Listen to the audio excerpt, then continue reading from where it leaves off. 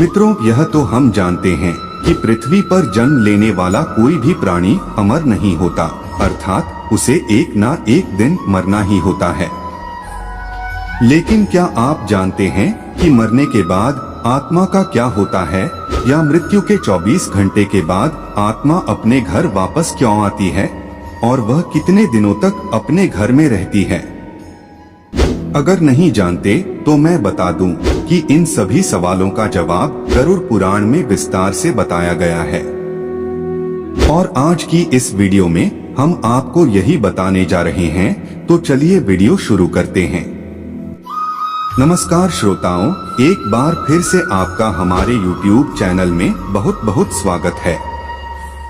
गरुड़ पुराण में बताया गया है, जब किसी की मृत्यु हो जाती है तो यमराज के दूत उसकी आत्मा को अपने साथ यमलोक ले जाते हैं, जहां उसके पुण्य और पाप कर्म का लेखा जोखा किया जाता है।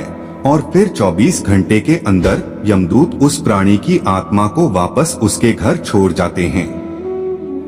यमदूत के द्वारा वापस छोड़ जाने के बाद मृतक की आत्मा अपने परिजनों के बीच ही भटकती रहती है और अपने परिजनों को पुकारती रहती है, लेकिन उसकी आवाज कोई नहीं सुनता। यह देख मृतक की आत्मा बेचैन हो जाती है और जोर जोर से चिल्लाने लगती है, तब भी उसकी आवाज को कोई नहीं सुनता। इसके बाद मृतक की आत्मा अपने शरीर में प्रवेश करने की कोशिश करती है, लेकिन यमदूत के पाश में बंधे होने के कारण वह मृत शरीर में प्रवेश नहीं कर पाती है।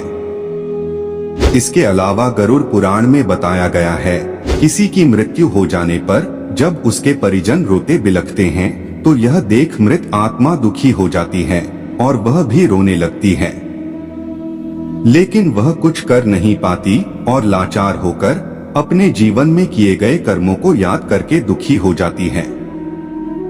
गरुड़ पुराण की माने तो जब यमदूत मृतक की आत्मा को उसके परिजनों के बीच छोड़ जाते हैं तो उसके बाद उस आत्मा में इतना बल नहीं रहता कि वह यमलोक की यात्रा तय कर सके। गरुड़ पुराण के अनुसार किसी भी मनुष्य की मृत्यु के बाद जो 10 दिनों तक पिंडदान किया जाता है, उससे उस मृत आत्मा के विभिन्न अंगों की रचना होती है। और फिर 11वें और 12वें दिन जो पिंडदान किया जाता है, उससे उस मृतक आत्मा की शरीर रूपी मांस और त्वचा का निर्माण होता है। और जब 13वें दिन तेरही की जाती है और मृतक के नाम से जो पिंडदान किया जाता है, उससे ही वह यमलोक तक की यात्रा तय करती हैं। अर्थात मृत्यु के पश्चात 13 दिनों तक जो मृत आत्मा के नाम से पिंडदान किया जाता है, उसी से आत्मा को मृत्यु लोक से यमलोक तक जाने का बल मिलता है। मित्रों, इसलिए गरुड़ पुराण में बताया गया है कि जब किसी मनुष्य की मृत्यु हो जाती है तो उसकी आत्मा 13 दिनों तक अपने परिजनों के बीच भटकती रहती है और इसके बाद मृतक की आत्मा मृत्युलोक से यमलोक की सफर पर निकल पड़ती है, जिसे पूरा करने में उसे 1 साल यानी 12 महीने का वक्त लगता है। मान्यता के अनुसार 13 दिनों तक किया गया पिंडदान इस 1 वर्ष मृतक की आत्मा के लिए भोजन समान होता है। मित्रों, अब आपके मन में सवाल उठ रहा होगा कि अगर किसी मृत आत्मा के निमित्त पिंडदान नहीं किया गया तो क्या होगा? तो मैं आपको बता दूं, इसका भी वर्णन गरुड़ पुराण में विस्तार से किया गया है, जिसके अनुसार जिस मृतक आत्मा के नाम से पिंडदान नहीं किया जाता है, उसे 13वीं के दिन यमदूत जबरदस्ती घसीटते हुए यमलोक ले जाते हैं, जिससे मृत आत्मा को यात्रा के दौरान काफी कष्ट उठाना पड़ता है।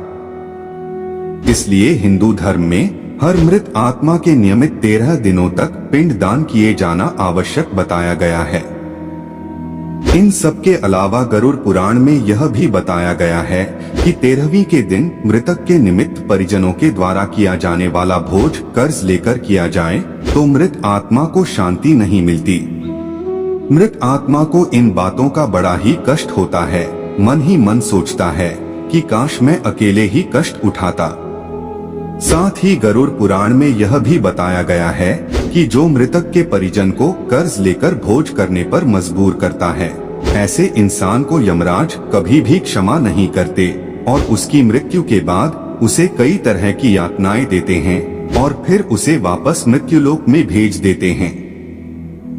साथ ही गरुड़ पुराण में यह भी बताया गया है कि जो मनुष्य जीवित रहते पुण्य कर्म करता है उसे यमदूत मृत्यु के 13 दिनों बाद अपने साथ यमलोक ले जाते हैं और ऐसी आत्मा को मृत्युलोक से यमलोक तक जाने वाले मार्ग में किसी भी तरह का कष्ट नहीं भोगना पड़ता।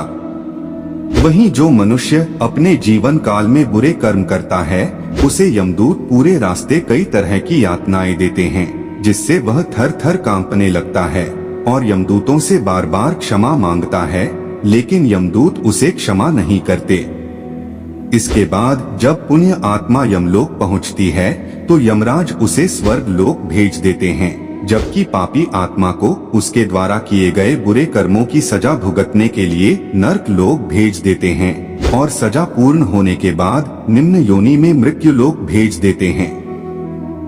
तो मित्रों, उम्मीद करता हूँ कि आपको समझ में आ गया होगा कि आखिर मृत्यु के 24 घंटों के बाद आत्मा अपने घर वापस क्यों आती है। मित्रों, वीडियो अच्छी लगी हो तो लाइक करके हमारे चैनल को सब्सक्राइब कर लीजिए ताकि ऐसे ही सनातन धर्म से जुड़ी जानकारी आप तक पहुंचती रहे। वीडियो पूरा देखने के लिए आपका बहुत बहुत धन्यवाद।